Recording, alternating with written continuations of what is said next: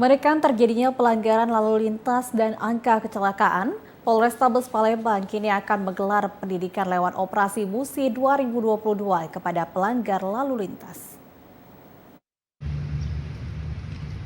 Kepolisian Resor Kota Besar Palembang akan memberikan pendidikan lewat Operasi Patuh Musi 2022. Hal ini dilakukan untuk menekan terjadinya pelanggaran lalu lintas dan kecelakaan yang ada di Kota Palembang. Kapolrestabes Palembang Kombes Pol Muhammad Ngajib menjelaskan, kepolisian khususnya Satuan Lalu Lintas akan memberikan pendidikan kepada masyarakat agar masyarakat patuh terhadap lalu lintas. Pelaksanaan dilakukan dari tanggal 13 hingga 26 Juni 2022 mendatang. Selama 14 hari akan diterjunkan 85 personel dalam operasi Patuh Musi 2022 tersebar di semua titik wilayah di Kota Palembang. Akan apel gelar pasukan operasi Patuh Musi 2022 dari Kapolri merupakan tema tertib berlalu lintas menyelamatkan anak bangsa. Tentunya tidak lanjutnya kita khususnya untuk Kota Palembang, di mana dari data yang ada masih banyak terjadi pelanggaran lalu lintas, kemudian juga laka lantas. Ini dalam operasi ini kita tentunya untuk memberikan pendidikan kepada masyarakat agar masyarakat bisa patuh terhadap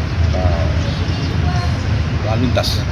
Operasi kali ini lebih mengedepankan giat edukatif dan persuasif, serta humanis, dan didukung penegakan hukum secara elektronik atau teguran, dengan melaksanakan penegakan hukum terhadap 7 prioritas pelanggaran.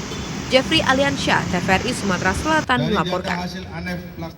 14 hari ke depan, Polres Ogan Komering Ulu menggelar Operasi Patuh Musi 2022. OPS Patuh Musi tahun ini mengedepankan pada edukatif, persuasif, dan humanis. Kapolres Oku AKBP Danu Agus Purnomo mengatakan, OPS Patuh Musi tahun 2002 kali ini berbeda dari tahun sebelumnya. Kasus COVID-19 tahun ini sudah menandai, sehingga aktivitas masyarakat juga mulai meningkat. OPS Patuh Musi tahun ini mengedepankan pada edukatif, persuasif, dan humanis. Hal tersebut dilakukan untuk meningkatkan kesadaran masyarakat agar tetap patuh dan taat dalam berlalu lintas. Sasaran operasi yakni pengendara yang tidak patuh dan tidak tertib berlalu lintas, misalnya tidak menggunakan helm, menggunakan handphone saat berkendara, pengendara di bawah umur, dan pengendara motor yang berboncengan lebih dari 1 orang. 14 hari ke depan kita akan melaksanakan kegiatan operasi yang namun kita laksanakan secara humanis. Kita berupaya untuk mengedukasi, tapi juga kita akan melaksanakan kegiatan penindakan terhadap para pelanggar-pelanggar yang ada di wilayah Kabupaten Oku. Ditegaskan Kapolres, pihaknya tetap akan menindak bagi pengendara yang melakukan pelanggaran berat, seperti tidak menggunakan helm dan melawan arus.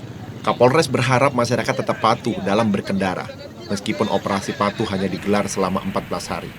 Retno Wirawijaya, TVRI Sumatera Selatan melaporkan.